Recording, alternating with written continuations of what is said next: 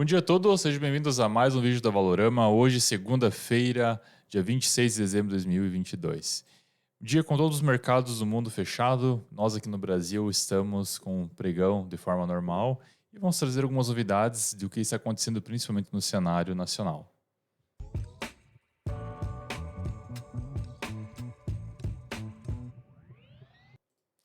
Me chamo Jader Giacomelli, sou especialista em investimentos e no seu canto direito da tela, os nossos analistas da casa, o Wendel. Bom dia, Wendel. Tudo tranquilo? Tudo bem? Fala, Jader. Acontece, segunda-feira depois do Natal, né, Jader? Sim, normal, tá perdoado. Bom, pessoal, muito bom dia a todos. Como é que vocês estão? Bom, segunda-feira, hoje os mercados abrindo em queda, principalmente aqui no Brasil, né? A gente vê, por exemplo, o Bovespa caindo, o dólar segue consolidado até o momento, subindo, mas subindo um pouco após uma forte queda na semana passada. E vamos trazer essas notícias aí, trazer também um pouco da análise técnica para o pessoal aqui, né? Daqui a pouquinho, Jader. Pode seguir aí com as notícias que você vai trazer aí pra gente. Bacana, perfeito. Obrigado, Wendel. Bom, pessoal, você que está na nossa escuta aqui, não se esqueça de subscrever a nossa página e também dar um joinha no vídeo que nos ajuda bastante, fazer os algoritmos trabalharem, né? Pois bem, hoje 26 de dezembro, pós-Natal, e a semana vai ser mais curta, né? Logo vamos lembrar que sexta-feira, dia 29, não terá pregão aqui. Não, é dia 30. Dia 30, Dia perdão. 30. Não terá pregão aqui no Brasil. Eu já estou até confundindo as datas. No final do ano é normal isso acontecer. É E aí, porque dia 29 vai ser o sextou, né, é 29 sextou, exato. 29 sextou e o 30 vai ser O o feriado. feriado, então, de fato. Pois bem, eu pedi só por gentileza para compartilhar a tela. Luiz, obrigado.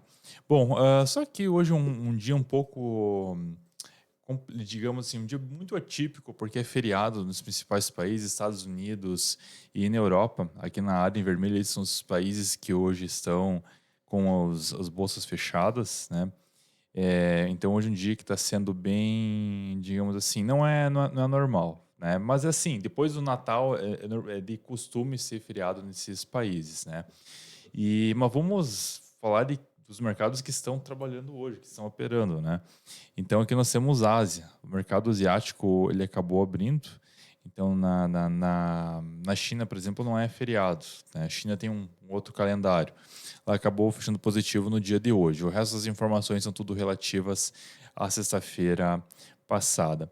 E o mais engraçado também, quando você vai nos índices de tudo que acontece do VIX, do dólar, do medo, é tudo já ultrapassado, porque é tudo relativo à sexta-feira. Então, Exato. realmente, hoje o Brasil é um dos únicos países em que o negócio está acontecendo, em que o mercado não para.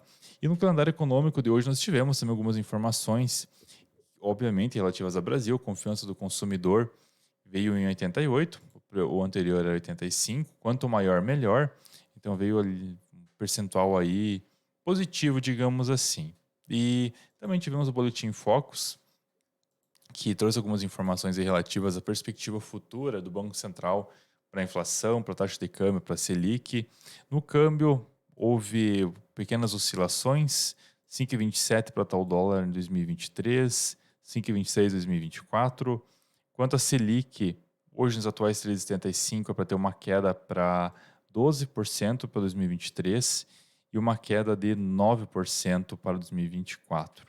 E o IPCA, no caso a inflação, a variação que hoje está em 5,64 para chegar a 5,23 em 2023 e 3,6 em 2024. Então, esses foram os principais destaques que nós vemos aqui. Também no Brasil hoje nós teremos a questão do Lula, que ele está voltando para Brasília para concluir a montagem da equipe, quem serão os ministros dele, né? Então, que já tiveram, até o momento já teve 21 ministros, mas ainda faltam 16. Então, provavelmente nós teremos mais algumas notícias, mais algumas informações aí. Marina Silva, que é para ser cotada como ministra do Meio Ambiente, já é uma figura bastante conhecida aí no cenário nacional. E, bom, aqui no Brasil, então, esses são os principais destaques, nos parando para pensar. Mas antes de passar para o Anderson, vou concluir com até pegar um pouco uma reflexão, que inclusive é uma informação que está no Valor Econômico de hoje, que é bem curioso. A China vai começar a abandonar a divulgação dos casos de Covid. Então, do próximo mês, já é uma notícia que nós já falamos anteriormente, que não vai mais falar, que não vai mais trazer essas informações. E a Europa, olha só, hoje nos Estados Unidos, eu até estou fazendo um mapinha, que, onde é que está esse mapinha? Tá aqui. Hoje, o frio nos Estados Unidos está extremamente severo. Frio extremamente, pessoas, tiveram não sei quantos casos de morte, pessoas morrendo. E o ponto é, falta energia, né? E quando falamos em faltar energia, o contexto sempre é a Europa. E olha só como que a Europa, ela está no Reino Unido, a primeira mina de carvão, ela foi aprovada, né? Depois de tantas décadas, eles vão abrir ou reabrir uma mina de carvão por lá. E o Valor Econômico, inclusive, traz essa informação de que o carvão ajuda a Europa a superar a falta de gás. Então, a Europa acho que está, entre aspas, tendo um pequeno retrocesso nesse sentido aí. É uma informação apenas pontual para trazer o que está acontecendo de fato e que a situação lá ainda continua bastante tensa, né? Exatamente, já, né?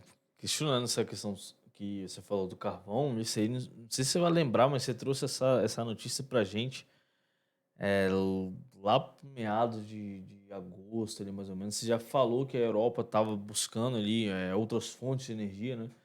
E questionou Uhum. também essa questão do carvão, o que é. Que já era de se esperar, você comentou lá atrás, já havia as notícias saindo disso aí. E agora, pelo que a gente viu aí, realmente foi reaberta, né, na verdade, Uhum. essa mina aí. Essa mina não, desculpa. Essa. Alternativa, a Isso, essa questão ao alternativa, carvão, né? exatamente, para Tinha. utilizar o carvão aí como fonte de energia. É, Acertamos mais uma então, Anderson. acertou mais um já. Não, eu digo nós porque também todos os analistas aqui também trazem suas perspectivas, Sim, sim. seus pontos de vista sobre o mercado. Mas como você pontuou, já era uma informação já trazida que acabou apenas sendo confirmada, né? Sim, sim, exatamente. E se a gente for observar já, é porque aqui eu não tô me recordando assim, uma ação nesse setor aí, Uhum. europeia, né, nesse setor de carvão, mas já aproveitando, pessoal, quando isso acontece, assim, geralmente essas empresas que utilizam, por exemplo, o próprio carvão ali, eu sei que nos Estados Unidos tem algumas, eu já cheguei a estudar algumas teses desse daí, né?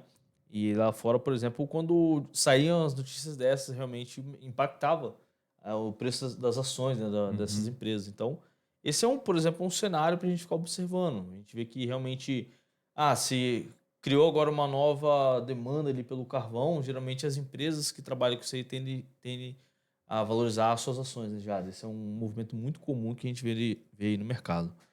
Certeza. Bom, vamos lá, vamos dar uma passada aqui, Jade, no que está acontecendo nos mercados nesse momento, né? Pedir pro Luiz compartilhar a tela aí, por favor.